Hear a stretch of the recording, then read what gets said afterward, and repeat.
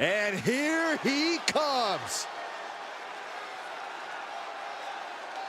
The following contest is scheduled for one fall. Making his way to the ring from London, England, weighing in at 237 pounds, tenacious Zack Kidman.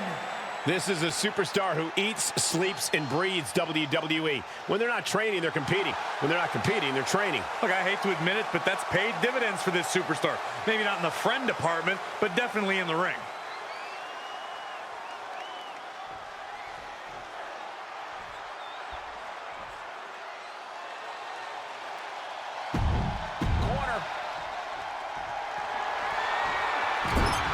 Here they go, looking to put this one away, perhaps with one big, high-risk move. Opponent on the top rope, going up there to meet them.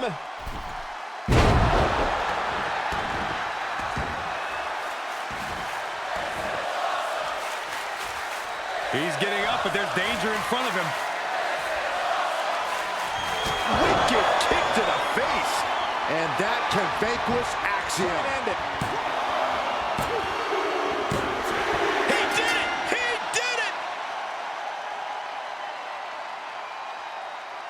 Here is your winner, tenacious Zack Kidman.